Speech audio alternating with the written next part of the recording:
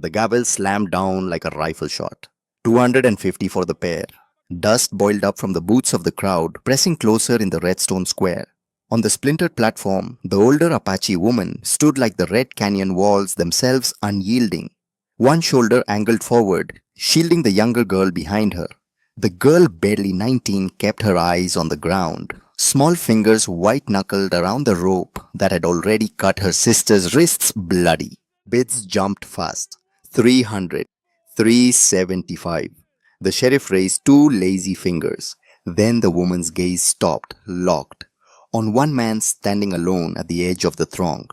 $500, he said. Silence dropped like a hammer. In the merciless October sun of 1881, that single bid hung in the air like a loaded chamber.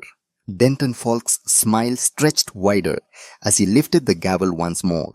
Going once. The sun came up the same way it always did over Stone Ridge, slow, indifferent, like it had somewhere better to be. Caleb Shaw stood at the kitchen window with a cup of coffee he hadn't touched and watched the light crawl across the Red Canyon walls, the way it had every morning for 3 years. Same light, same walls, same silence that filled every room of a house that used to have noise in it. Eleanor used to hum while she made breakfast. He hadn't realized how loud that quiet humming was until it stopped.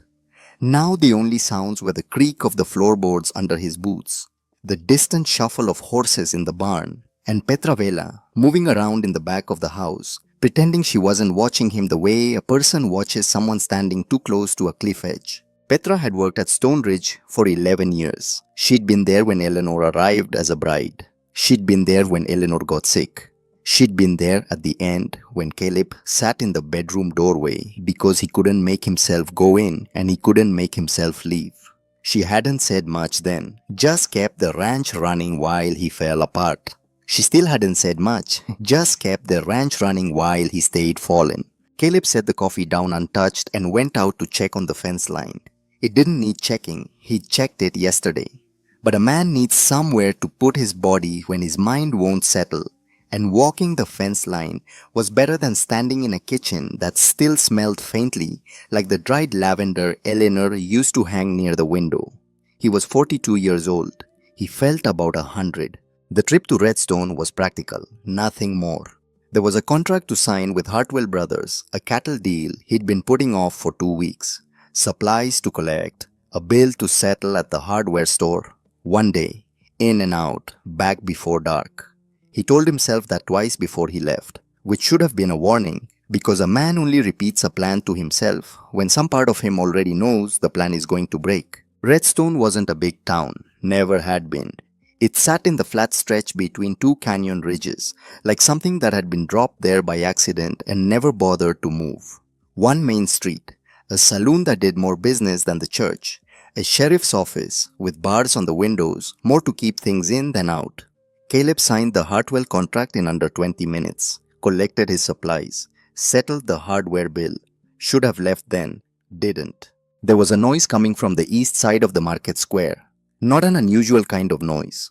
Crowd noise. The sound of a crowd gathered around something they find exciting and something they should find shameful but don't, because shame requires a conscience and consciences are unevenly distributed. Caleb told himself he wasn't going to look. He looked.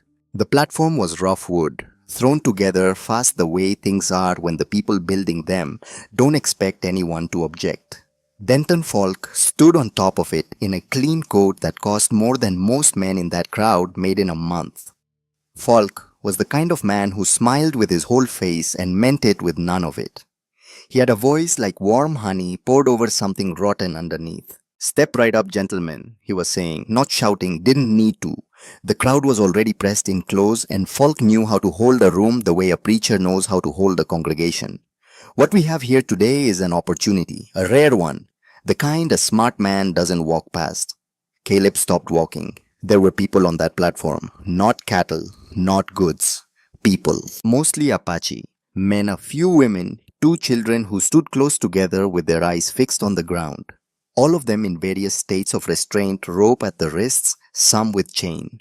All of them arranged along the back of the platform, with the stillness of people who have learned that movement brings consequences. Sheriff Grove Pickett stood off to the left of the crowd, not intervening, bidding. He had his thumb hooked in his belt and the lazy expression of a man conducting routine business, and Caleb watched him raise two fingers to indicate a bid and felt something move in his chest that he hadn't felt in a long time.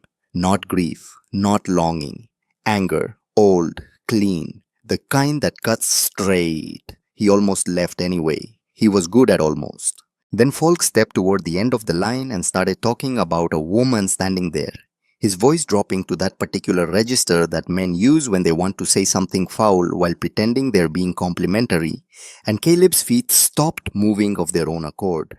He looked at the woman Falk was talking about, and she was already looking at him. She was maybe 26, sharp cheekbones, jaw set, like the Red Canyon walls themselves, not braced against something, but built to outlast it. She stood slightly in front of the younger woman behind her one shoulder, angled back the way a person stands when they have decided that whatever comes next, it comes through them first. The younger one, 19 maybe, had her eyes on the ground. Not broken, not gone. Just somewhere else. Somewhere safer inside herself. But the older one, she was right here, and she was looking directly at Caleb with the kind of look that doesn't ask for anything, doesn't plead, doesn't calculate, just looks, just sees, as if she was trying to determine from across a crowded square in a town that was trying to sell her like livestock exactly what kind of man he was. Caleb didn't know the answer to that question anymore. He used to. He used to know exactly what kind of man he was. A cavalry officer, a husband, a rancher, a man who believed that if you followed the rules and did your duty and held the line, things would be orderly and fair and make a certain kind of sense. Then Eleanor died. Then the things he'd held the line for started looking different in the dark. And now he was standing in a market square in Redstone, New Mexico territory, watching a man in a clean coat auction off human beings, while the local sheriff raised two fingers to bid. "We'll open at $100, Falk announced. For the pair, hands went up. 120, 150, 175. The woman on the platform didn't look away from Caleb. He didn't look away from her. 200, 225. Grove Pickett raised his fingers again. Falk leaned toward the younger woman and said something Caleb couldn't hear. But he could see what it did to the older one, the way her jaw tightened, the slight shift of her weight forward, the restrained force of someone who wants very badly to do something and knows that doing it will make things worse, the control it takes to hold that back. The price of that control. Caleb heard his own voice before he decided to use it. 250. Heads turned. People stepped aside in that automatic way crowds parted when they sense something is about to change the temperature of the room. Caleb walked forward until he was visible, until there was no ambiguity about where that voice had come from. Falk's smile widened. He loved a competitive bidder the way a fire loves new wood. 250 from the gentleman in the back. Do I hear 300? Pickett's eyes found Caleb's. Something moved through them. Calculation. Warning. The particular look a man with a badge gives someone he's just added to a list he keeps in his head. Caleb held the look. Didn't blink. 300. 325. A man Caleb didn't recognize, wide-shouldered, with the look of someone who treats things he owns badly, pushed the number to 350. 400, Caleb said. The crowd muttered. $400 was serious money in 1881. It was months of wages for most of the men standing in that square. It was more than Caleb had planned to spend that day, by exactly $400. He didn't care. He wasn't entirely sure why he didn't care. Wasn't entirely sure what he was doing or what he intended to do after the gavel came down. Wasn't thinking that far ahead. The wide-shouldered man said 450. 500, Caleb said, flat, final. Silence. Falk let it sit for exactly the right amount of time, long enough to squeeze every drop of drama from the moment. Sold. $500 to Mr. Shaw, Caleb said. Caleb Shaw. He pushed through the crowd to settle the transaction. People stepped back in a different way now, not the parting for importance way, the making room for something unpredictable way. Men he'd done business with for years looked at him like they were recalculating something. He didn't look at them, he was looking at the platform. Falk was gracious in the way that people are gracious when they have just made $500 in a single transaction. He gestured for one of his men to bring the women forward. He talked about the quality of his merchandise. He offered suggestions about management and handling. Caleb stopped hearing him after the first sentence. He was looking at the woman Ahanu. He would learn her name later, but for now she was just the woman who had looked at him across the crowd, and she was looking back at him with an expression that had shifted slightly. Not hope. Hope would have been too dangerous, too expensive after whatever she'd been through to get to this platform. Not gratitude. Gratitude comes after safety, and she had no evidence of safety yet. More like assessment. Like she was running calculations, she'd learned to run very fast under pressure with imperfect data. Caleb reached into his coat and paid Falk in cash. Then he turned to the women. The rope binding their wrists was rough and had been on long enough to leave marks. He reached into his pocket and pulled out his folding knife. Both women went rigid. The younger one pressed backward. The older one stepped slightly forward between him and her sister. Still, even now, even here. "I'm cutting the rope," Caleb said. Quiet, no performance to it, just a statement of what was about to happen so that nobody needed to be surprised. "That's all I'm doing." He held the knife up, blade visible, so they could see what it was and what it wasn't. Ahanu looked at the blade, looked at his face, did that fast calculation again, gave the smallest nod. He cut her ropes first, then her sister's. "You can go," he said, stepping back, giving distance. "Right now, both of you, just go." Ahanu rubbed her wrists slowly. She looked at him for a long 3 seconds. Then she looked past him, and Caleb turned to see what she was looking at. Cole Hardin was standing at the edge of the crowd. Big man. The kind of big that's functional rather than decorative, built for catching things that don't want to be caught. He had a bounty hunter's eyes, which is to say, eyes that were always running a quiet calculation about value and effort and whether someone was worth more standing or otherwise. He was looking directly at Ahanu and Saya with the patient expression of someone who has tracked something a long way and doesn't mind waiting a little longer. Caleb looked at Hardin. Hardin looked at Caleb. A brief exchange of information without words. Caleb understood. Hardin had been the one to bring them in. Hardin had his own interests in this transaction that didn't end with Falk's gavel. He turned back to the women. Ahanu's eyes were on him now. She'd already seen Hardin, already understood the problem. Caleb tilted his head toward his wagon at the edge of the square. One small movement, no words. She looked at the wagon, back at him, at Hardin, back at him.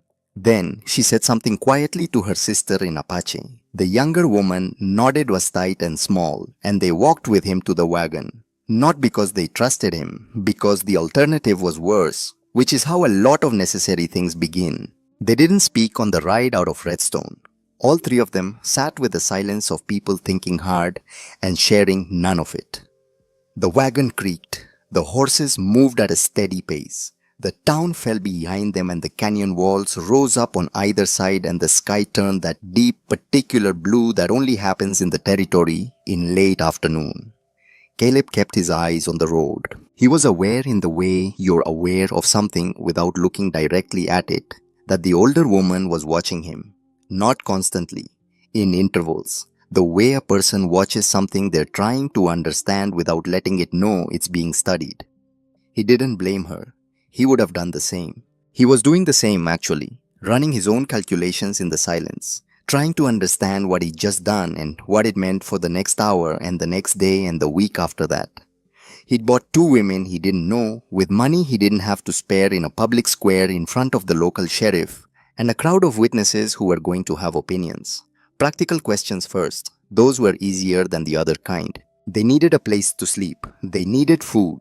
They needed a lot of things, and most of them weren't things he could provide just by having a spare room. But a spare room was a start. Stone Ridge had 2 guest rooms that hadn't been used since Eleanor got sick. Petra would understand or she wouldn't, and either way she'd manage because Petra always managed. The younger woman, Saya, he'd learned that later, shifted slightly on the wagon seat. A small adjustment. Getting more comfortable or less, he couldn't tell. He kept his eyes on the road. The canyon walls caught the last light and turned the color of old embers, and the three of them rode through it without speaking. And that was all right. Some things don't need words yet. Some things aren't ready for words yet. Some silences are just silences. And some silences are the beginning of something that doesn't have a name for it yet because it hasn't finished becoming what it's going to be. Petra was standing on the porch when they pulled up. Of course she was. Petra had an instinct for arrivals the way some people have an instinct for weather. Something in the air changed and she knew. Before the knowing had evidence to stand on. She looked at the wagon, at the two women sitting in it, at Caleb, then back at the wagon. "Mr. Shaw," she said. "Petra, is there something you'd like to explain to me?" It wasn't quite a question. Petra's sentences rarely were. "Two guests," Caleb said. "They'll need the east rooms, and probably a meal." Petra looked at the women again. Her face ran through several expressions in quick succession: surprise, calculation, concern, and then something that settled into a kind of pragmatic determination that was her default setting for most things in life. "I'll get the rooms ready," she said, and went inside, just like that. Caleb climbed down from the wagon and went around to the side. He held out a hand to help Saya down. She hesitated only briefly before taking it, her grip light and careful, like someone touching something unfamiliar. Ahanu didn't wait for assistance. She swung down herself, landed with a practiced ease that suggested she'd been around horses longer than she'd been around people who thought she needed help with things. They stood in the yard, the three of them. The ranch around them in the fading light, the barn, the fence, the red canyon walls beyond. Caleb looked at Ahanu. She was looking at the canyon walls with an expression he couldn't read, something between recognition and something much more complicated. "The east rooms have locks," he said. "Real locks. You keep the keys." She looked at him. "Dinner in an hour," he said. "You don't have to come if you don't want to." He turned and walked into the house. He heard behind him Ahanu say something to Saya in Apache. Low. He didn't understand the words. He understood the tone, though, in the way you understand tone across languages. It was the sound of someone telling someone else that the situation was not yet resolved, but that it was currently safe enough to breathe. That was enough for now. The east rooms had been guest rooms for years before they'd been anything else. Clean, plain, functional Eleanor's word for everything she approved of. A bed, a chair, a window that faced east, a hook on the door for a lamp. Petra had the rooms ready in 40 minutes and didn't comment on any of it, which was one of her finer qualities and one of the many reasons Caleb had counted on her for 11 years. She'd left a wash basin and clean water, a change of clothes in approximately the right sizes, because Petra had a good eye for sizes among many other practical skills. A towel, soap, small dignities, the kind that matter when you've been treated as something that doesn't deserve them. Saya came to dinner. She sat at the table with the careful posture of someone trying to take up as little space as possible, eating with a focused attention that suggested she hadn't had a real meal in a while. She didn't speak, neither did Caleb. Petra moved between the kitchen and the table with her usual efficiency, and the silence was almost companionable, almost normal. Ahanu did not come to dinner. Caleb ate and did not mention it. When Petra started to say something, he gave her a look and she changed her mind. Later, when the dishes were done, and Petra had gone to her own rooms at the back of the house, Caleb sat on the porch with an unlit pipe and the company of his own thoughts. The night was very clear. Stars laid out in the particular extravagance the territory sky does in October, like it's showing off for an audience that doesn't exist.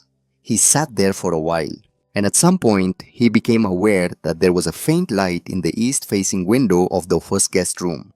Not movement. Just a lamp lit. Someone awake. He didn't look at it directly, just knew it was there. He sat with that until the cold drove him inside, and then he went to bed and lay there, looking at the ceiling and tried to understand what he'd done today and what it made him and what came next. He fell asleep before he found the answers, which was, he thought later, probably just as well. 4 days passed. Routine reasserted itself, the way it always does not. Because things were back to normal, but because routine is what humans do when normal has left the building and taken the furniture with it. Caleb tended the ranch, checked the fence line, spoke to Petra about supplies. Did all the things a man does on a working ranch in October in New Mexico territory. Ahanu and Saya moved through the house and yard like people learning the geography of a place they weren't sure they intended to stay in. Saya began to thaw first. She was in the kitchen with Petra by the second day, watching how things were done with sharp, interested eyes. By the third day, she was helping without being asked. Petra, who had opinions about many things and had learned to keep most of them to herself, said nothing about this except to hand Saya a spoon and indicate the pot that needed stirring. It was a small thing, but small things are what days are made of. Ahanu stayed at the edges, watching, assessing, moving through the property with the particular alertness of someone who is cataloging exits and threats and angles with every step and hasn't yet found enough reasons to stop. She discovered Ranger on the second day. Ranger was Caleb's horse, a dark roan with a temper and a long memory, and the deeply held opinion that most people were not worth his time. He'd thrown 2 ranch hands in the last year and bitten the third when he got too familiar. The only person he tolerated without obvious reluctance was Caleb. On the morning of the third day, Caleb came out to the barn at sunrise to find Ahanu standing in the stall with Ranger. Not cornered, not in danger. Standing beside him, one hand on his neck, the other resting just below his jaw. Talking to him in a low continuous voice in Apache, in the horse ranger who had opinions, was standing completely still with his eyes half closed and the expression of a creature that is genuinely relaxed. Caleb stopped in the barn doorway. He watched for a moment. Then he went to see to the other horses and let her be. He didn't say anything about it. Not then, not later. But from that morning on, the first thing he noticed when he came to the barn was whether she was there. Not for any particular reason, just noticing. On the fourth day, the sheriff came. Caleb was in the yard mending a section of fence when he heard the horses, multiple riders, moving at the pace of people who want to project authority without actually hurrying. Grove Pickett rode in with 2 men behind him. He had the practiced ease of a man who arrives places where he isn't wanted and has learned to look comfortable doing it. Big hat, badge catching the morning light, the kind of smile that never quite makes it to the eyes. "Shaw," he said. "Pickett," Caleb said. He set down his tools, stood up straight, kept his hands visible and his voice neutral. "What can I do for you?" Or, "Just checking in," Pickett said. "Civic duty, making sure everything's orderly out here." He looked around the yard with the casual scan of a man taking inventory. "Got some reports, concerns from folks in town about those Apache women you picked up." "They're guests at my ranch," Caleb said. "They're fine." "Well, that's the interesting part." Pickett swung down from his horse slowly, took his time. Everything Pickett did, he took his time doing because time was a form of pressure, and pressure was a form of authority. Turns out there's a question of paperwork, military jurisdiction. Seems these 2 might have been in the custody of the Territorial Army before they came through Redstone. He said it with the straight face of a man who has practiced saying untrue things until they come out smooth. "Is that so?" Caleb said. "It is. So I'm going to need to speak with them, verify their status." "You'll need paperwork of your own for that," Caleb said. "Written order, military authority, you got that with you." Pickett's smile stayed where it was. "I'm working on obtaining it." "When you have it," Caleb said, "come back." A pause. The 2 men behind Pickett shifted slightly on their horses. Small movements. Positioning. Caleb didn't look at them. He kept his eyes on Pickett. This was, he knew, the kind of moment that requires absolute stillness from the person without a badge. Any movement reads as weakness. Any concession reads as an invitation. "You sure you want to make this complicated, Shaw?" Pickett said. Quieter now, shifting from official to personal in the way that sometimes precedes something physical. "I'm not making anything complicated," Caleb said. "I'm asking for the paperwork that any legal process requires, same as I'd ask from anyone." Another pause. Pickett looked at the house, and then a sound from behind Caleb, quiet footsteps, and the particular creak of the porch step he'd been meaning to fix for 2 weeks.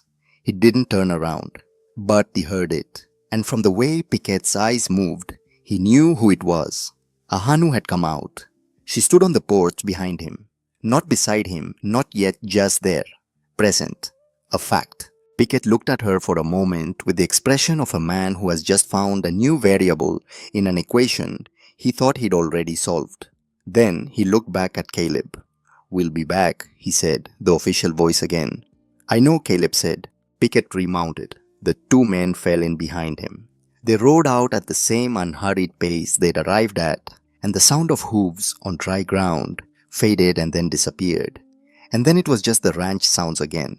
Wind, birds, the distant shift of horses in the barn. Caleb let out a slow breath he hadn't been fully aware he was holding. He heard Ahanu come down from the porch. She came to stand beside him, not close but in the same general orbit, and they both watched the empty road for a moment. "They'll come back," she said. Her English was clean and precise, the English of someone who had learned it deliberately, rather than by accident. "Yes," Caleb said, "with paperwork or without it." "More likely without it," he said. Pickett doesn't usually bother with paperwork when he's doing personal business. A silence. She was studying the road, the way she'd studied him at the auction, with a thoroughness that was its own kind of statement. "You didn't have to say that," she said, "about the paperwork." "No. Easier to let him take us." "Easier," Caleb agreed. "Not better." She looked at him straight on, the full force of that gaze she'd been leveling since the market square. And for a moment, he felt it, the discomfort of being seen, fully seen by someone who is very good at it. And then she asked the question he'd been waiting for, because it was the only question that mattered, and he'd known it was coming since she'd first looked at him across that crowd. "How many of my people did you kill?" The question sat between them in the autumn air. Caleb could have deflected, could have found a more comfortable shape for it, said something about war, about duty, about complexity. The things men say when they want to answer without answering. He didn't. "I served in the Apache campaigns," he said. 6 years. I was in engagements where Apache men died. I don't know the exact number. I know it was more than one." She waited. "There was a man," he said, "during a ceasefire. His name was Nathan. He spoke English. Spanish too, probably. We talked for about 3 hours about his family, where he was from, what he hoped for when the fighting was done." He stopped. He was 28 years old, and he wanted to take his son fishing in a particular river north of the Mescalero Range, and he talked about it the way men talk about things they fully intend to do. A pause. "The next morning when Nathan approached our camp under flag, one of my men shot him." A longer pause. "I didn't pull the trigger," Caleb said, "but I didn't stop it either. I saw it coming and He stopped, started again. "I hesitated. A second, maybe less, long enough." The wind moved through the yard, lifting a small trail of dust from the dry ground. Ahanu said nothing. He didn't try to fill the silence with justification. The silence deserved to be what it was. After a long moment, she turned and walked back toward the house. Up the porch steps, through the door. It closed behind her. Not slammed, just closed. Caleb turned back to the fence, picked up his tools, started working again. The canyon walls threw long shadows across the yard in the afternoon light, and he worked in those shadows until the light changed, and he didn't think about anything except the fence and the work and the way the next board needed to be set. The next morning, Caleb came down to the kitchen before full light as he always did. He started the coffee as he always did. He stood at the window with the cup as he always did. And then, a sound on the stairs, light footsteps. The particular creak of the third step from the bottom that announced almost everyone who came down in the morning. He didn't turn around. He heard the chair pull back from the table, the one across from where he usually stood. The small sound of someone settling into it. He turned around. Ahanu was sitting at the table. She had her hands wrapped around a cup she'd apparently poured for herself from the pot he'd started. She was looking at the window, not at him. She didn't say anything. He didn't say anything. He turned back to the window, and they stood there, him standing, her sitting, in the first silence they'd shared that didn't feel like a test. Outside, the sun was coming up over the canyon walls, same as always, slow, indifferent. But the kitchen felt different than it had yesterday morning, slightly, almost imperceptibly, like something that had been empty for a long time had just shifted, just a degree, just enough. Caleb didn't name it. He'd learned in the past 3 years to be careful about naming things too fast. Things named too fast sometimes turned out to be something else or nothing at all, or something that hurt more once it had a name. So he didn't name it. He just stood at the window with his coffee, and she sat at the table with hers, and the sun came up over Stone Ridge the way it always did. Except that morning, he noticed it. For the first time in a long time, he actually noticed it, and that was enough. That was for now more than enough. November came to Stone Ridge the way it always did, quietly, without announcement. Like a guest who doesn't knock, just walks in and starts rearranging the furniture. The mornings got colder. The light changed thinner, more golden, the kind of light that makes everything look slightly more significant than it probably is. The canyon walls held the warmth longer than the air did, releasing it in slow waves through the afternoon. And sometimes Caleb would stand near the red rock face at the end of the day just to feel that stored heat against his back. He'd been doing that for years, alone. He still did it. Except now sometimes he'd look back toward the ranch and see a figure moving through the yard, or a light in the east window, or smoke from the kitchen. That meant Petra and Saya were doing something complicated and probably excellent with whatever was left in the larder. Small things. But small things change the texture of a life. And the texture of Caleb Shaw's life was changing in ways he didn't have words for yet, which was fine. He'd always been better at noticing things than naming them. Ahanu found a rhythm at Stone Ridge the way water finds the lowest path. Not by being directed, not by being told, just by moving until she found the place where she fit, and then fitting there so completely that it started to seem like she'd always been there. The barn was hers by the end of the first week. Not officially. Nobody said so, but the horses knew it, and horses are better judges of these things than people are. Ranger, who had approximately 3 emotional settings which were tolerant of Caleb, hostile to everyone else, and asleep, had apparently added a 4th setting for Ahanu, which could only be described as devoted. It was embarrassing, honestly, for Ranger's reputation. Caleb came in one morning and found the horse with his enormous head resting on Ahanu's shoulder while she brushed his neck, and Ranger had his eyes closed with the expression of a creature that has found its purpose in life, and the purpose is this exact moment. Caleb stood in the doorway, looked at his horse who had bitten a grown man hard enough to leave a mark that lasted 6 weeks. His horse melting. Caleb turned around and went back to what he was doing and said nothing to anyone about it. But something in his chest did a thing he hadn't expected. Something quiet and warm and slightly ridiculous. He ignored it. He was very good at ignoring things. Saya was something else entirely. Where Ahanu moved like someone always calculating the distance to the nearest exit, Saya moved like someone who had made a quiet decision to trust the immediate surroundings and see what happened. Not naively, not without caution, but with the bravery of someone who has been through enough to know that fear held at full volume will eventually consume you. So she turned it down to a manageable level and engaged. She watched Petra the way a person watches, a master of something they want to learn completely, missing nothing. The way Petra seasoned things by instinct, the way she knew without measuring exactly how much of everything to use, the way she talked to herself in a low-running commentary while she worked half Spanish and half English, and occasionally something in between that wasn't quite either.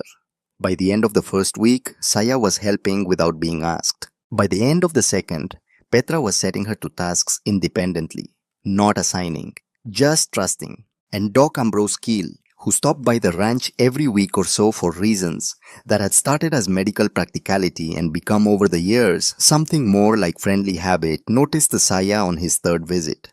Noticed the way she tracked conversation, the quickness of it, the way she processed language with a speed that suggested she'd been doing it her whole life in more than one of them. He started bringing books, not as a lesson, just as an offering, left on the kitchen table with no comment, the way you leave something for a person you're not sure will accept it directly. She accepted it, every time.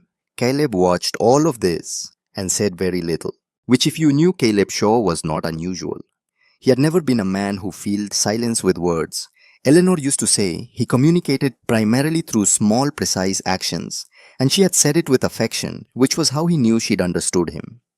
But there was a quality to his watching now that was different from his usual observation, more careful, more aware of what he might be looking at. He'd catch himself noticing things. Ahanu's hands when she worked with the horses, The quietness of them. The way she never moved too fast, never startled, never demanded. Just offered presence and let the animal decide. Saya laughing at something Petra said. A real laugh, sudden and genuine, and slightly surprised by itself, like a laugh that hadn't expected to exist. The way the two sisters talked to each other in Apache in the evenings, voices low, the conversation of people who have been each other's only fixed point for a long time and haven't stopped needing that, even now that other things exist. He noticed all of it and went on doing his work.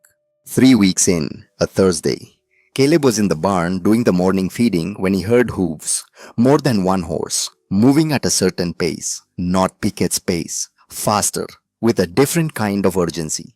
He came out into the yard. Denton Falk rode in through the gate with 4 men behind him. One of those men was Cole Hardin. Falk looked exactly as he had in Redstone. Clean coat, warm smile, the expression of a man who has calculated every variable in the room before he enters it. Hardin looked the way Hardin always looked, which was like a locked door that something bad was behind. The other 3 were hired. You could tell by the way they sat their horses. Paid posture, bored violence, waiting for direction. 5 men. Caleb was alone in the yard. His rifle was inside. Fine, he'd work with what he had. Falk, he said. Sure. Falk's smile didn't waver. Hope we're not interrupting anything important. You are, Caleb said. What do you want? Straight to it. Good. Falk reached into his coat and produced papers, folded official looking, the kind of documents that were designed to look more authoritative than they were. We have a situation. Turns out there was a prior claim on the 2 women you purchased in Redstone. A merchant out of Santa Fe legitimate business interest, prior transaction. Makes your purchase, I'm afraid, somewhat complicated. Caleb looked at the papers. Didn't take them. A prior claim, he said. That's right. From a merchant in Santa Fe. Correct. Who somehow didn't appear at the auction to establish this claim. Falk's smile adjusted slightly. A small recalibration. Timing is an imperfect science. So is forgery, Caleb said. But some people are better at it than others. The smile held. Just. That's a serious accusation, Shaw. It's an observation, Caleb said, based on the fact that those papers have been folded the wrong way for documents from Santa Fe. The crease pattern runs east-west. Santa Fe notary stamps run north-south on the fold.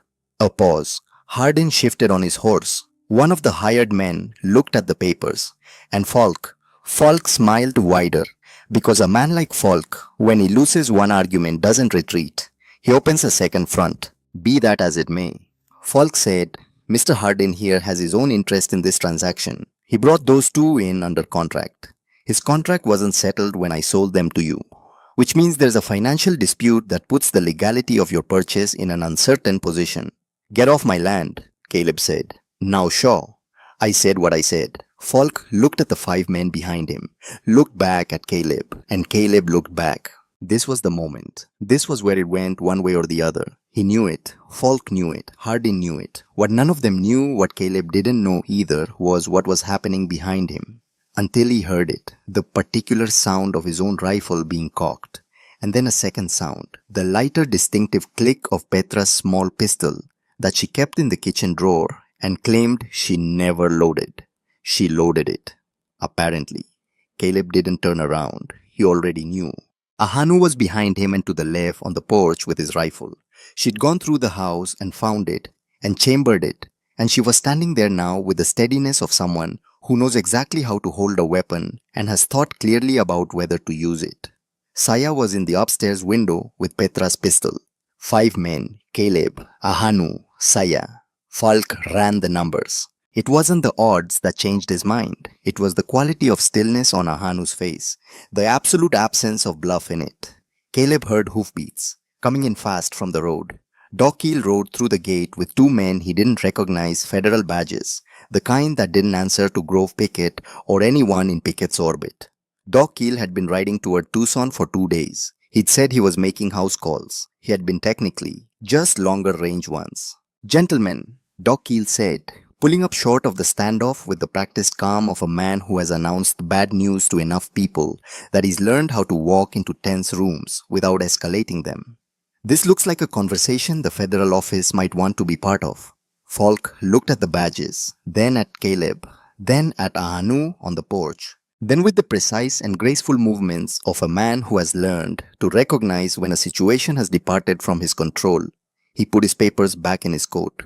Another time, Shaw, he said. Don't come back, Caleb said. They rode out, all five of them, and the yard was quiet again. Caleb finally turned around. Ahanu was still on the porch, rifle lowered now, looking at him with an expression he hadn't seen on her face before. Not gratitude. She was too complicated for simple gratitude. Not relief. Too proud for that. Something. He'd think about what to call it later. Where did you learn to move that quietly? He asked. Where did you learn to read notary fold patterns? She said. A pause. I made that up, he said. And she almost smiled. Almost. The federal investigation moved the way federal things move, which is to say slowly with a great deal of paperwork and in a direction that wasn't always clear until you were already some distance past the point of clarity. Falk and Hardin were taken to Tucson. Grove Pickett was placed under investigation, which meant he was still technically sheriff, but operating with the caution of a man who knows someone is writing things down. And a lawyer from the federal office, young, precise, wearing a coat that was slightly too formal for the territory does, came out to Stone Ridge on a Tuesday with a very particular proposition. Caleb sat across from him at the kitchen table. Petra found reasons to be in other rooms. The lawyer, his name was Price Timothy Price, and he had the earnest determination of someone who had recently passed the bar and still believed in the system. He'd passed it to serve, laid out his papers with care. The situation with Mr. Falk has opened a broader inquiry, Price said. In the course of that inquiry, we've established that Miss Ahanu Running Water and Miss Saya Running Water were originally taken into unlawful custody, not military jurisdiction as Sheriff Pickett claimed. The initial capture was conducted without proper authority. I know, Caleb said, which means, Price continued, that there's a basis for a federal claim. Unlawful detention, loss of property, loss of freedom. I can file on their behalf, but, he paused, set down his pen. The filing would require their names and current location to be entered into the public record. Given the ongoing investigation and the people connected to it, that creates a certain exposure. Caleb looked at the papers, the names, Ahanu Running Water, Saya Running Water, in ink on a federal document, in a system that had not historically treated those names with any particular care. How long would the record be public before the case resolved? Caleb asked. Months, Price said. Possibly longer. Caleb picked up the pen, set it back down. Don't file it, he said. Price blinked. Mr. Shaw, the compensation could be significant. Don't file it, Caleb said again, quiet, firm. The voice he used when a thing was decided. Not now. Not while Falk's people are still loose and Pickett still has a badge. When it's safe, we can revisit, but not now. Price looked at him for a moment, then nodded, gathered his papers, and left. Caleb sat at the table after he was gone. He'd made the right call. He was certain of it. He was also aware with a certainty that arrived a few seconds later and sat considerably less comfortably that he had made it without asking the people whose lives the decision affected. He had protected them. By deciding for them, he sat with that for a while. Ahanu found out the same afternoon. He didn't know how.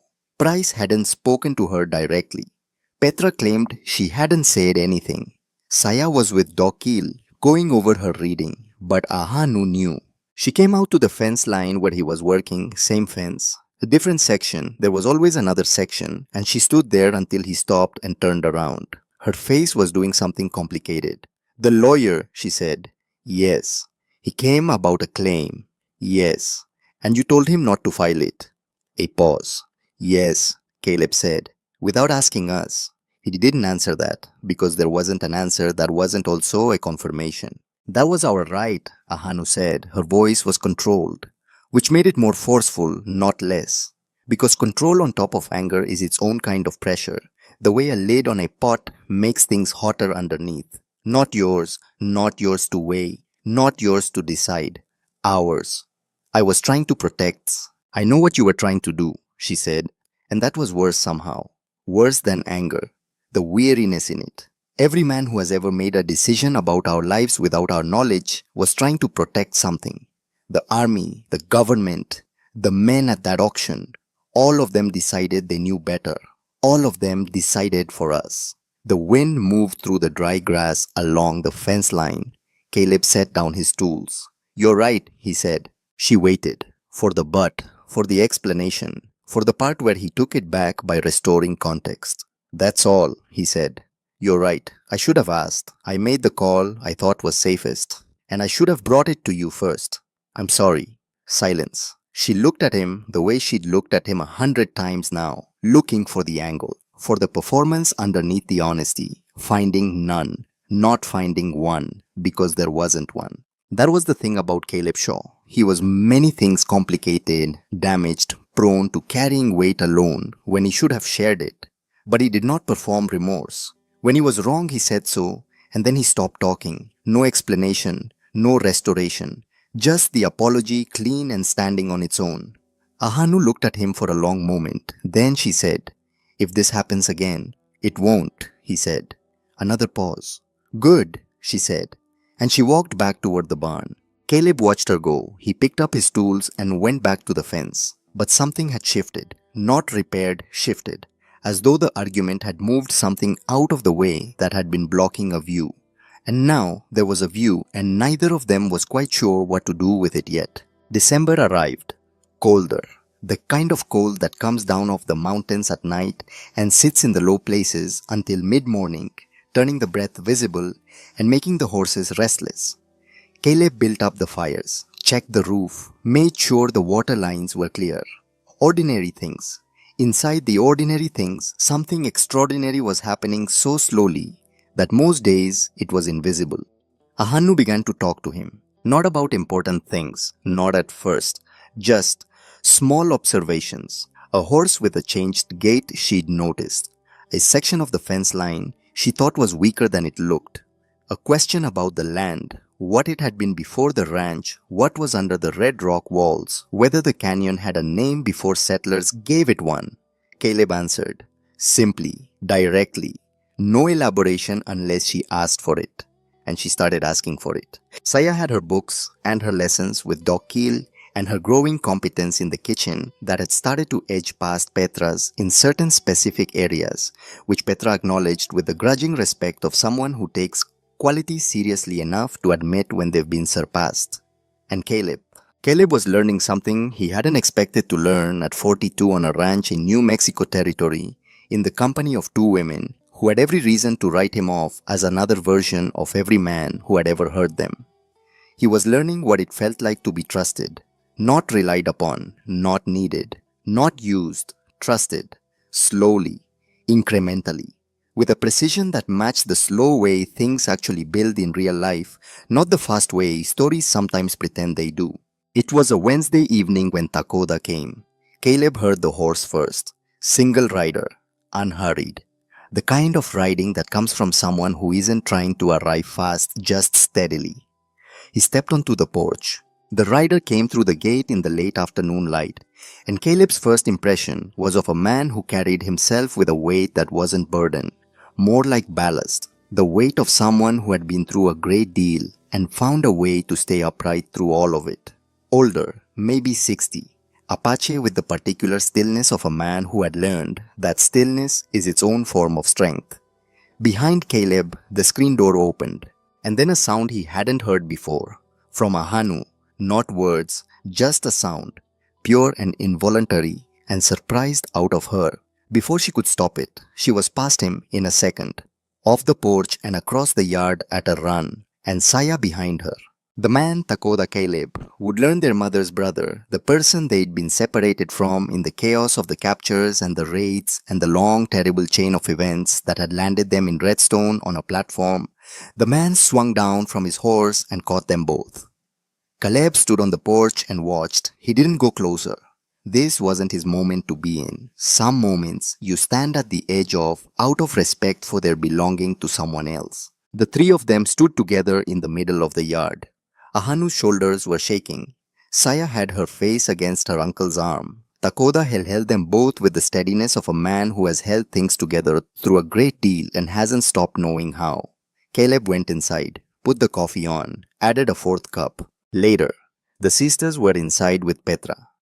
The conversation moving fast in Apache, and the kitchen had the warm noise of too many people in a small space who are glad to be there. Takoda found Caleb in the barn. He came in without announcement and stood for a moment looking around at the horses, at the tack, at the state of things, assessing the way a man who has managed animals and land and people does automatically wherever he goes. "This is a good barn," he said. "Thank you," Caleb said. A pause. "My nieces are well," Takoda said. "Not a question." "They are," Caleb said. "Better than well," Takoda said. "Ahanu is different from the reports I received." He turned to look at Caleb directly. "She was not well when she was taken. She had not been well for some time. What I was told about her when they were first captured." He stopped. Something moved through his face that he controlled before it got very far. "She is not the same woman who was taken." "She is exactly the same woman," Caleb said. "She just has more room now." Takoda looked at him for a moment. "What do you want from my nieces?" he asked. Flat. Simple. The question underneath every other question. Caleb met his eyes. "Nothing," he said. "If they want to stay, I want them to be safe and to have what they need. If they want to go," he stopped, continued. "Then I want that for them too. Whatever they want." "Men say that," Takoda said. "I know." And then it turns out what they meant was whatever you want, as long as it's also what I want. "I know," Caleb said again. "I can't prove otherwise in words, only in what happens." Takoda looked at him, looked at Ranger in the stall who was watching this exchange with his head over the door and the demeanor of a creature attending something important. "She trained your horse," Takoda said. "She did." "Ahanu doesn't train animals that belong to men she doesn't trust," Takoda said. "She's done it since she was a child. It's how I know." He said that last part quietly, like he was reading something out of the air and translating it for Caleb's benefit. Then he turned to go, stopped. "There is something I need to tell you," Takoda said, "about what happened to my nieces before they came here." Caleb's hands stilled on the harness he'd been working on. "I'm listening," he said. Takoda talked for a long time, and Caleb listened. He listened the way you listened when you've decided in advance that you are not going to react, not going to let the thing you're feeling interfere with the thing you need to hear, not going to make it about you when it isn't about you. Takoda told him about the months before Redstone, the captures, the transfers, the places between places where people in custody go, and what happens to them there when no one is watching and no one is writing anything down. He told him about Ahanu, about the particular specific nature of what she'd protected Saya from, about what that protection had cost her, about the marks on her wrists that weren't from the rope Caleb had cut. He told him about Saya, about the quietness that wasn't shyness, about the nights she still spent sitting up. He said all of it in the level, factual voice of a man who has processed something terrible enough times that he can report on it without being consumed by it each time, though you could see if you knew where to look what it cost him to do that. Caleb sat on the hay bale for the whole of it. He didn't speak. When Takoda was done, the barn was very quiet. The horses breathed. Ranger shifted. Outside, the wind moved through the canyon. Caleb said, "Thank you for telling me." Takoda nodded once and left. Caleb sat in the barn for a long time after, not thinking exactly, more like absorbing. The way the ground absorbs rain, not quickly, not on the surface, but down deep into the parts of it that have been dry for a long time. He'd known in the general way that a person knows the shape of something without knowing its specific weight, that Ahanu and Saya had been through things. The signs were there. The way Saya moved through spaces. The way Ahanu stood between her sister and any approaching person for the first several weeks. The controlled quality of Ahanu's anger, which was the anger of someone who had learned that uncontrolled anger has consequences. He'd known, and now he knew specifically. And specifically was heavier. He sat with it until the cold got serious. Then he went inside. The next morning, he asked Doc Keel to come by. He called it a general check-in. Doc Keel was too perceptive to believe that was all it was, but he came without asking questions, which was one of his better qualities. He examined the Saya with the professionalism of someone who had examined a great many people in a great many difficult situations and knew that the most important thing he could offer in those moments alongside skill was the simple signal that this was ordinary. That being examined by a doctor was ordinary. That being cared for with precision and competence was something she was entitled to as a matter of course, not charity, just care. Afterward, Doc Keel spoke to Caleb on the porch, briefly, clinically, with the honesty of a man who respected Caleb enough not to soften things unnecessarily. She's healing, he said. She'll need more time. She'll probably always carry some of it, but she's strong, sure. Both of them are. Caleb nodded. What about Ahanu? Doc Keel looked at him. What do you mean? Is there anything medical, anything she needs? She hasn't let me examine her, Doc Keel said. And she won't, not from me. A pause. She might someday from someone she fully trusts. He said it without editorial. Just information. Caleb looked out at the yard. Ahanu was at the fence by the barn, doing something with the latch that had been sticking. She'd noticed it a week ago and mentioned it to him, and he'd meant to fix it, and she'd apparently decided to fix it herself. She worked with the focused efficiency of someone who solves problems directly, rather than waiting for them to resolve on their own. He watched her. He was watching her. He needed to stop watching her so much. Or, actually, he needed to just acknowledge what it meant that he was watching her so much, because pretending something isn't happening is not the same as it not happening. And Caleb Shaw had spent 3 years pretending things weren't happening, and he knew what that cost. He just wasn't ready yet, that was all. Not never, just not yet. Doc Keel was still bringing books. Saya had worked through 3 of them in 6 weeks, which Doc Keel told Caleb with the barely contained pride of someone who has discovered a student who matches their enthusiasm and who is somewhat amazed at their luck. One afternoon in the kitchen, Saya read aloud from a small volume of documents, the kind of dry legal language that requires decoding rather than just reading, and Saya decoded it with a fluency that wasn't supposed to exist after 6 weeks. She read a passage about rights, equal rights, inalienable rights, the dignity of persons.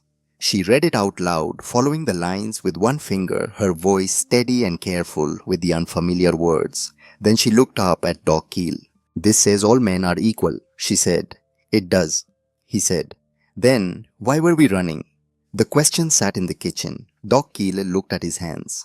Because the people who wrote that didn't always live by it, he said finally. Will they? Another pause. Some of them, he said. Enough of them, I hope. Someday. Saya looked back at the page. Then I want to help with that, she said. Simply, like a person who has decided something and has no interest in dramatizing the moment.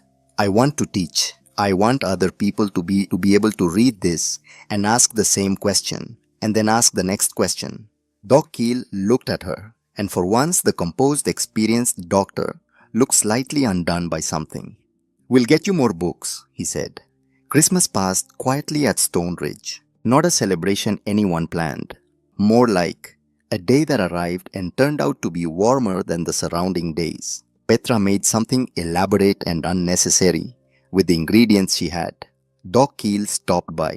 Takoda, who had decided without discussion, without ceremony, to stay on at Stone Ridge through the winter, contributed something smoked over a fire in the Apache tradition that nobody could quite identify but everyone ate enthusiastically. Caleb watched all of it from slightly outside the center the way he usually watched things, and Ahanu caught him doing it. She came to stand beside him, not beside him, a couple feet of distance, but in the same general direction, both of them facing the kitchen table, where Saya and Petra were arguing in the warm and productive way of people who disagree about cooking methods but have great respect for each other's outcomes. You do that thing, Ahanu said. He looked at her. What thing? Stand at the edge. He didn't answer. You did it the first day, she said. When Takoda came, you went inside, left us to it. She paused. You do it a lot. Didn't think those were my moments, he said. Some of them are, she said. Matter of fact, no invitation in it, just a statement of something she'd observed and decided to report. He thought about that. She moved away before he could say anything else, probably just as well. He didn't have anything ready. But later that night, when everyone had eaten too much and Petra had gone to bed and Takoda was outside under the cold stars, doing whatever Takoda did when he was alone with the night and Saya was asleep in the east room with her newest book still open on the blanket beside her. Caleb was in his study. He had Eleanor's photograph on the desk as he always did. He had the unlit pipe as he usually did. He was thinking about edges, about how long he'd been standing at the edge of his own life, about whether Eleanor would have things to say about that and what they would be. He thought she'd probably use the word stubborn. She had a particular way of saying it that somehow meant something more like lost and also something like I know you and also come back already. He sat there for a while. The photograph didn't say anything. He hadn't really expected it to. But sitting in the same room with it felt different than it used to. Less like penance. More like conversation. Like he was updating her on things. They're good people, he said aloud. To the photograph, to the room, to whatever remained of what they'd had together that still lived somewhere in the walls of this house. You'd have liked them both. He said it quietly. Then he sat back. And for the first time in a long time, the study didn't feel like a room he came to in order to be with his grief. It felt like a room he'd come to in order to think about what came next. New Year turned. 1882 arrived without particular fanfare at Stone Ridge, just the calendar changing and the cold deepening and the sense, particular to the new year, that things were moving towards something even if you couldn't yet see what. Ahanu and Caleb had settled into a working rhythm, ranch management, decisions about the horses, the cattle, the fencing, the supplies. He brought her into those conversations naturally without ceremony, because she'd earned the place in them and both of them knew it. She had opinions, strong ones, delivered without preamble and without apology, which meant that sometimes there was friction and sometimes the friction was useful and sometimes he was wrong and said so and sometimes he was wrong and took a moment and then said so too. It was without either of them quite saying so a partnership. The kind that builds between people who have each decided the other is worth the work. Not easy. Nothing real is easy. But solid. The way the Red Canyon walls were solid, not because nothing had ever hit them, but because they'd been hit and stayed. January. A particular afternoon. Caleb came back from riding the fence line to find a telegram on the kitchen table. Price's name in the corner. Washington Territory stamp. He read it once, set it down, read it again. Petra was watching him from the doorway. Go get them, he said. She went. Ahanu and Saya came in together, read the telegram. Ahanu read it twice, the same way Caleb had, set it down, picked it up again. A claim their grandfather had filed 15 years ago, on land that had been taken from their family. A claim that had moved through the system at the speed of things that were meant to succeed because the system wasn't designed for them to succeed. But it had $28,000, compensation for land taken, not the land. The land was still gone, but the acknowledgement that it had been taken and a number attached to that acknowledgement. Saya's hand covered her mouth. Ahanu put the telegram on the table, stood up, walked out. Caleb looked at the telegram, at Saya, at the empty door. Saya looked at him with eyes that were wet and steady at the same time. She's not upset, Saya said quietly. She stopped, searched. She doesn't know what to do when things go right, she said finally. She's had more practice with the other kind. Caleb nodded. He went outside, sat down on the porch steps. He could hear Ahanu in the barn, not talking to Ranger, just existing in there. The way she did when she needed somewhere that wasn't the full exposure of open space. He sat on the steps, the canyon walls in the late afternoon light, the cold coming down off the mountains, the smoke from the kitchen. $28,000. They could go anywhere, do anything, build something completely separate from all of this, from him. He sat with that. Petra came out and stood behind him. She put her hand on his shoulder for exactly 1 second. Then she went back inside. It was the most she'd said to him in weeks, and it was enough. He was still on the steps when Ahanu came out of the barn. She stood in the yard for a moment, looking at the canyon walls. Then she came and sat on the step beside him, not close, a foot of distance, maybe a little less. They sat. The light changed the way it does in the canyon in January, going from gold to orange to something darker and polyphonal, faster than you expect because the canyon walls cut off the late sky. You could go anywhere, he said. Not pointed, just true. I know, she said. A pause. Good land in California, he said. Oregon, you'd have enough to start something real. Something that belongs completely to you. I know, she said again. Silence. The first star appeared. It does that in the territory appears before you're ready for it, before the sky is quite dark enough. My whole life, Ahanu said, someone else decided where I would be. The star sat up there. First time I get to choose, she said, I choose here. Caleb was very still. Don't stay because you owe me something, he said. Quiet, serious. I'm not, she said. One sentence, clean, standing entirely on its own. He didn't say anything else, because there wasn't anything else to say that wouldn't make it smaller. So he sat with it, and she sat beside him. And the canyon went dark around them and the stars came out. And somewhere behind them, the kitchen window threw warm yellow light across the yard, and the horses shifted in the barn, and Stone Ridge settled into the night the way it always did. Except different. The particular different that comes when the thing that's been pending finally lands. When the question you've been carrying finally gets its answer. Just different, and that was everything. February came in cold and stayed that way. Not the dramatic cold of a storm, just the steady, unrelenting cold of a season that has decided to mean business. The kind that gets into the walls of a house at night and sits there until noon. The kind that makes the horses restless and the fire necessary in the distance between one warm room and the next feel longer than it is. Caleb didn't mind it. He'd always worked better in the cold. Clearer, less distracted by the particular beauty of the territory in warm months, which had a way of making a man philosophical when he should be practical. February kept him practical, which was useful, because there was a great deal to be practical about. The morning after Ahanu said what she said on the porch steps, nothing was different, except everything was. Which is how it goes with the real things. They don't announce themselves with trumpets. They just settle into the structure of your days, and suddenly you can't remember the shape of things before them. Caleb came down to the kitchen at first light. Coffee, window, canyon walls. Ahanu was already at the table. She looked up when he came in, looked back at her cup, small nod. He poured his coffee, sat down, not across from her, beside her. Because the table had two sides and he'd been sitting on one of them for 3 years out of habit, and habit is just a word for the choices you stop noticing you were making. She didn't comment. He didn't explain. They drank their coffee and watched the light come up over the canyon walls, and the silence between them was the kind that doesn't need filling. The kind that is itself a form of communication. The kind that takes a long time to build and feels, once you have it, like the most natural thing in the world. Outside Takoda was already moving around the yard. He'd been doing that every morning since December. Up before everyone. Checking things, fixing things, doing the work of a man who has decided that this place is worth the care without making any announcement about that decision. Just doing it. Caleb watched him through the window. He's going to outlast all of us, Ahanu said. Probably, Caleb said.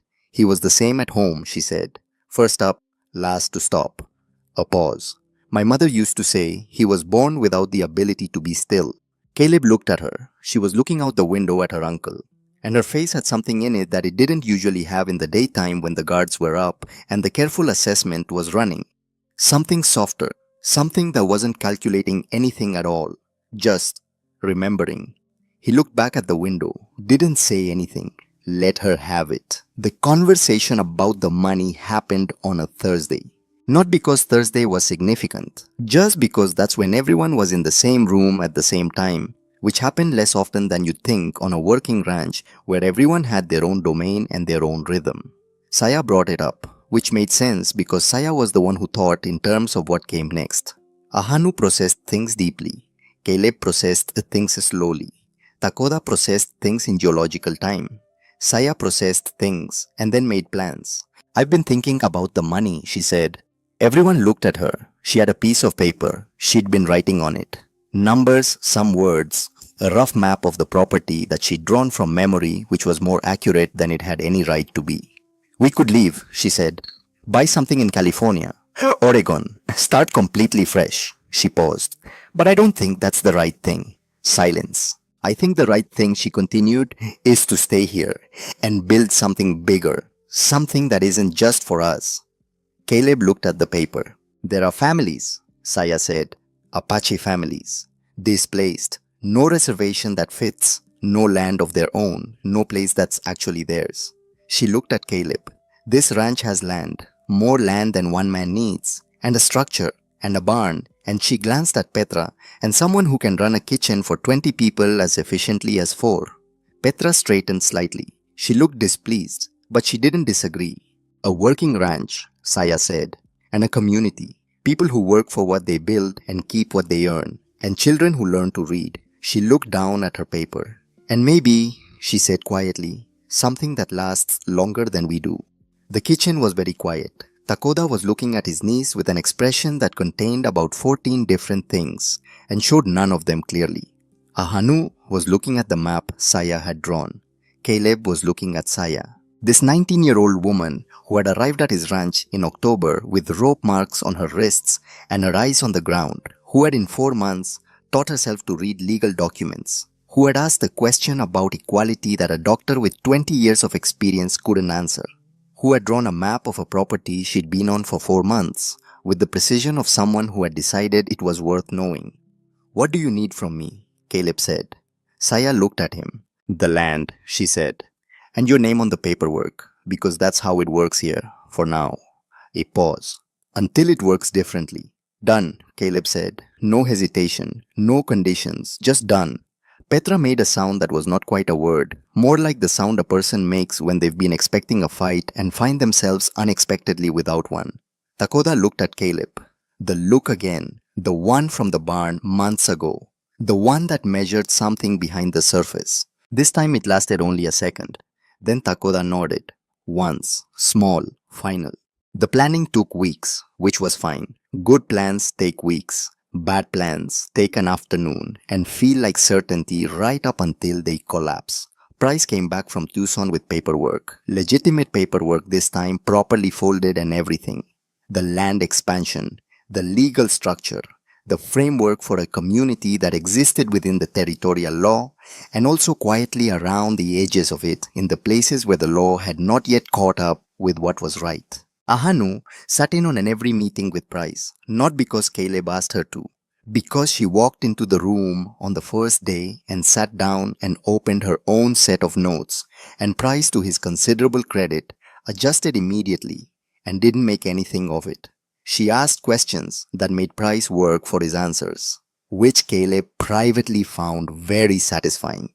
The first families arrived in March, 3 of them to start, referred through Takoda's network, which was extensive and operated on a form of trust that had been built over decades and didn't require paperwork. A man named Whitehorse with his wife and 2 young children, a widow named Birdsong with her 3 daughters, an older couple, the Stone Clouds, who had been moving for 2 years and were tired of moving and wanted, as Mr. Stone Cloud said, with the directness of a man who no longer had patience for indirection, somewhere to stop. Caleb had 3 small structures ready by the time they arrived, not large, but solid.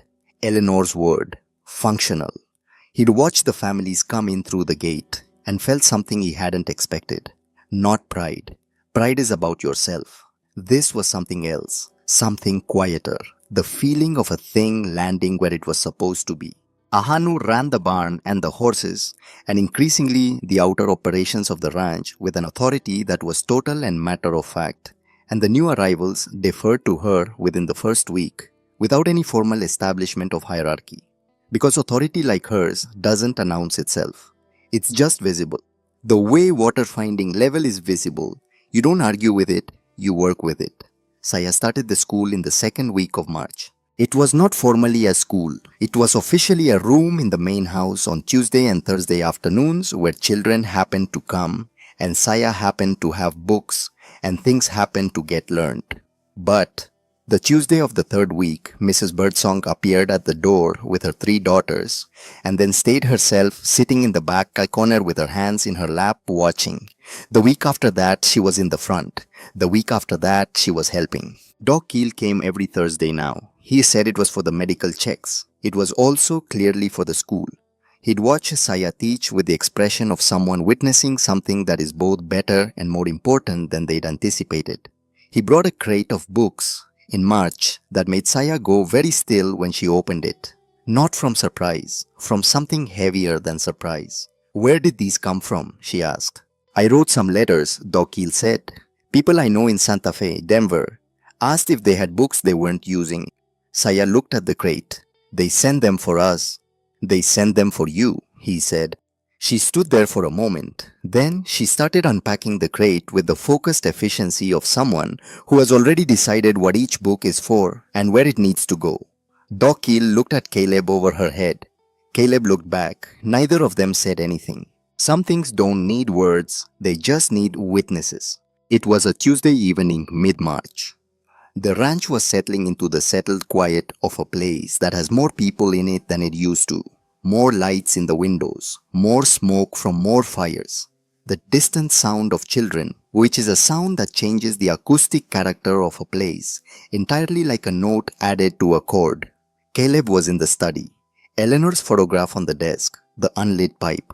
Not grieving. He hadn't been doing this as grieving for a while now, more like reporting in, updating her on how things stood. He'd been doing it more lately, which seemed backward, more people in the house, more life around him, and he was talking to a photograph more. But it didn't feel backward. It felt like the natural thing a man does when his life starts to become something worth describing. It's becoming something, he said, to the photograph, to the room. I don't have a name for it yet, but it's becoming something. He sat with that. Then the knock, not the door to the house, the study door. Come in, he said. Ahanu. She stood in the doorway, in the way she sometimes stood in doorways, now not hesitant, not formal, just taking a moment before she entered. The habit of a person who respects thresholds. I'm not interrupting, she said. No, he said.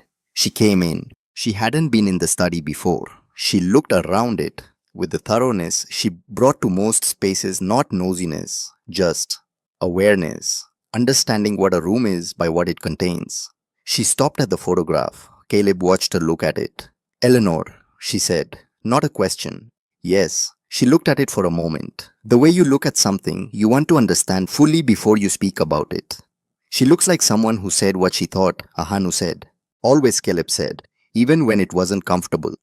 Good, Ahanu said, simply. She pulled the chair from the corner, set it at an angle to the desk, sat down. Caleb waited. I need to say something, she said. All right. When we came here, she said, I was waiting for the part where you showed me what you actually were, what you actually wanted. A pause. Every man who was ever kind to us first wanted something after. Caleb didn't say anything. I waited, she said, for months. I watched everything, every decision, every time you had the chance to take something, to use us, to let someone else take us and make your life simpler. She looked at him directly. You never did. I know, he said. I'm not saying this as gratitude, she said. I need you to understand that. This isn't me paying a debt. I know, he said again. Then what is it, she asked. And he understood. She was asking him to name it. Because she had done the work of getting to the place where she could say it, and she needed him to meet her there. Not to receive it, not to be grateful for it, but to be present in it, to be in the same place. He looked at her. It's the same thing I've been carrying for 4 months without knowing what to do with it, he said. A pause. Because you're afraid, she said. Because I lost someone, he said. And the loss of it. He stopped, started differently. I know what it costs to care about someone. I know what the bill is when it comes due. And I decided when Eleanor died that I was done paying that bill. And now, she said. He looked at the photograph, then back at her. Now I think I was wrong, he said. About what the cost was, about whether it was worth it. He paused. Eleanor would tell me I was being an idiot. Was she usually right? Always, he said, which was occasionally irritating and mostly just useful. Ahanu almost smiled. Almost. I am not Eleanor, she said. No, he said. You're not. I am. She paused, searched. Difficult, I've been told. You're precise, he said. There's a difference. She looked at him. I don't know how to do this, she said. Quietly, honest, in the particular way that costs something. I've never, she stopped. The life I had before, There wasn't room for this, and then after a longer stop, I don't know if I remember how. Neither do I, Caleb said. That's not reassuring. No, he agreed. But it's true. She was quiet for a moment. Then, I think I'd rather have true than reassuring. I know, he said. That's one of the things. One of the things, she repeated. One of many, he said. The study was very quiet. The photographs sat on the desk between them. Not as a barrier, more like a witness, a third presence that approved of what was happening without requiring acknowledgement. Ahanu looked at Eleanor's picture one more time. I'm not replacing her, she said. Not to Caleb, to the photograph, or to whatever of Eleanor still lived in this room. No one said you were, Caleb said. I know, Ahanu said. I'm saying it anyway. She stood up, pushed the chair back to the corner, stood at the door. The Whitehorse children need a fence around the east garden, she said. I told Mr. Whitehorse I'd have it done by Friday. I'll do it Thursday, Caleb said. I know you will, she said, and left. Caleb sat for a moment in the quiet, looked at Eleanor's photograph. She talks to your picture, he said. You'd like that. He sat back.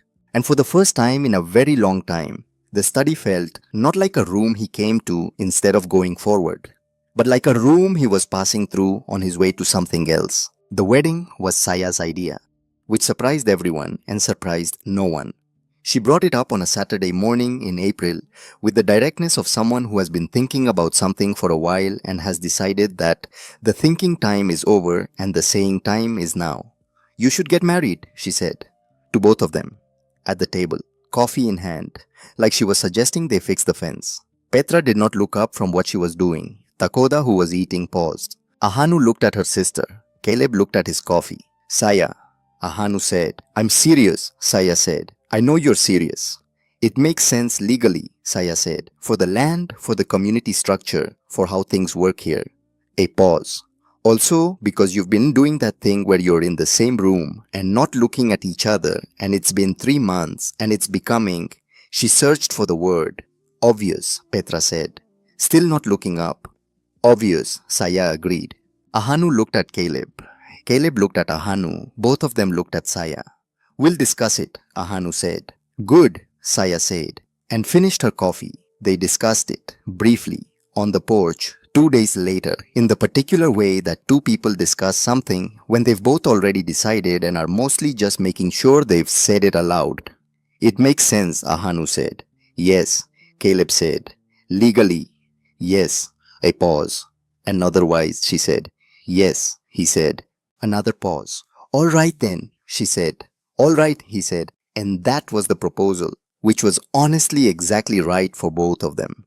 No performance, no spectacle, just two people who communicate in precise necessary words, agreeing on the shape of the next part of their lives. Saya, when told, said, finally. Petra crossed herself. Takoda said nothing, but he went out to the barn, and Caleb heard at some point in the late afternoon the sound of something being built. He went to look and found Takoda constructing something he didn't recognize, a traditional Apache wedding. Structured low and curved, and woven from branches, the kind of thing that requires knowledge that is carried in the body rather than learned from books. He watched for a moment. Takoda didn't look up. Can I help? Caleb asked. A pause. You can hand me things when I ask, Takoda said. Yes, sir, Caleb said, and he did. The wedding was a Saturday in late April. Not a big occasion, not small either. The size of the thing that mattered. The community had grown by then. 12 families on the extended property, more expected by summer. The yard was full of people who had been strangers in October and were something else now, not quite family, not quite neighbors in the ordinary sense. Something particular to this place. Something that was still becoming what it was going to be and knew it. Takoda performed the Apache ceremony first. Because he was the elder. Because it was right. Because the traditions that survive hard times survive them by being practiced, not preserved behind glass. He used words that were old. That had been said at weddings in his family for generations, before the territory existed, before the borders were drawn, before any of this was called what it was called now. The words didn't need translation because ceremonies aren't really about the words. They're about the intention carried in them which lands in the body rather than the mind. Caleb stood in the morning light under Takoda's structure. Ahanu walked toward him across the yard. She was wearing a dress Petra had spent 3 weeks on, not white but a deep red that was somehow both Apache and something else, both old and exactly right for this moment, this yard, this particular life they were building. She moved the way she always moved, like someone who has decided that the ground beneath her feet is hers, like someone who knows her own weight and isn't apologetic about it. Saya walked beside her, not behind, beside. Her face was, well, anyone who looked at Saya that morning and didn't feel something would need to have their conscience checked for damage. She looked like a woman watching the thing she helped build become real, which is one of the best feelings a person can have. And she knew it, and she was letting herself feel it completely. Ahanu reached Caleb. They stood facing each other. He looked at her. She looked at him. Takoda spoke in Apache, long rhythmic the cadences of ceremony. Caleb understood almost none of the words. He understood all of it. At the end of the Apache ceremony, Doc Keel stepped forward with his official documents.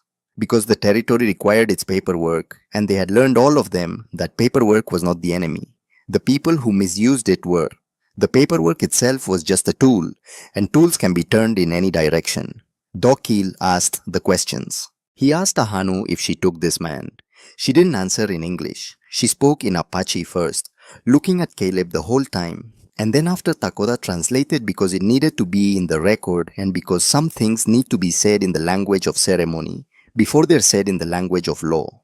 I choose this man, Takoda said in English her words through his voice, not because he saved me, because he saw me as a person, when the whole world wanted me to be invisible.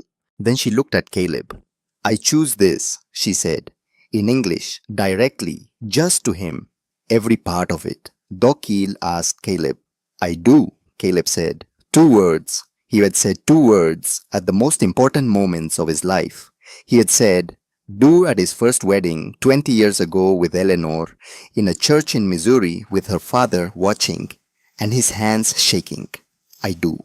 And he'd meant it completely, and it had been the right thing, and it had been the beginning of the best years of his life. He said, I do now on a ranch in New Mexico territory, with the canyon walls turning gold in the morning light, and Takoda watching, and Petra crying with the focused determination of a woman who has decided to cry and intends to do it properly, and Saya with both hands pressed to her mouth and the gathered community of Stone Ridge standing in the yard, and he meant it completely. And it was the right thing, and it was the beginning of something he didn't have the shape of yet, which was not frightening, which was actually the opposite. After, the yard was full of food and noise, and the layered music of a celebration grown from many different traditions. Apache what remained of Petra's New Mexico roots, Doc Keel's considerable opinions about what constitutes a proper meal, and contributions from each of the families that reflected places and histories and ways of doing things that had come from far away and arrived here. Caleb ate more than he usually did, talked more than he usually did, found himself in the middle of things rather than the edge of them, and noticed at some point in the afternoon that he hadn't noticed himself moving there. He just ended up in the middle. Saya taught the White Horse children a word game that became loud and complicated and involved a great deal of running. Takoda sat with the older men of the community and the conversation moved in and out of languages, and Caleb caught fragments of it, about horses, about the northern passes, about something that had happened years ago in the mountains that was apparently very funny to everyone who had been there. Petra sat with Mrs. Stonecloud, and they conducted what appeared to be a very serious conversation about bread. Doc Keel found Caleb at one point in the late afternoon, pressed his hand briefly, said, "Good," and walked away. It was for Doc Keel an oration. Evening.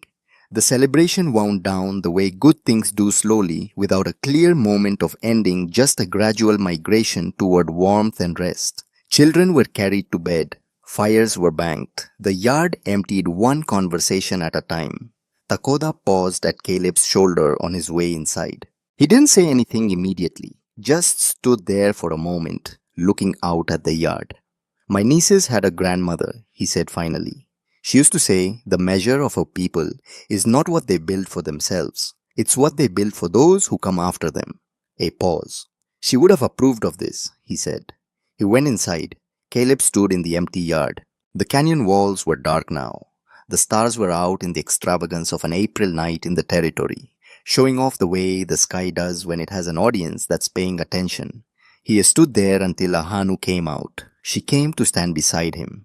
Close now. The foot of distance was gone. Had been gone for a while, actually. He wasn't sure when it had gone. Just that one day he had noticed it was no longer there. She looked up at the stars. He looked at her looking at the stars. Are you going to keep doing that? She said. What? Looking at me when you think I'm not looking? Probably, he said. She didn't say anything to that, but the corner of her mouth moved, just slightly, just enough. He looked back up at the stars. Ahanu, he said. I want to tell you something. All right. When I was in the cavalry, he said, after Nathan, after the battle where he died, I put in for transfer. Rode a desk for a year, then got out. He paused. I told myself I got out because I was tired of the army, because I wanted to build something of my own, because Eleanor wanted to start a family, and a family needed land and a plan. And now she said, now I think I got out because I couldn't look at what I'd been part of anymore. And I built this place as a replacement, something to be proud of instead of ashamed of, a way to close the account. He was quiet for a moment. But accounts don't close like that. You don't get to build something good and call it even. No, she said. You just keep going. You do the next thing that's right, and the next. And you don't get to stop and say, you're right, I've paid enough now. You just keep going. Yes, she said. That's not as bleak as it sounds, he said. I know, she said. Because the next right thing is usually also, she paused. Usually also this, she said. A broad gesture. The yard, the houses, the lights, the sleeping families, the school that would open again Tuesday, the land that was being worked and tended and extended by people who finally had somewhere that was theirs. Usually also this, Caleb agreed. And they stood there together under the stars, and the canyon walls held a faint warmth from the day. And somewhere inside the house, Petra was audibly moving something heavy to a location it didn't belong, which was very Petra and very comforting. He looked back up at the stars. Stone Ridge was quiet around them. Not empty, quiet. Full quiet, the kind that only exists when enough people are sleeping safely under enough roofs. He had done something, 8 months ago, with a folding knife and $500, and no plan beyond the next hour. And it had become this, which was, he thought, how most worthwhile things begin, not with a plan, with a choice.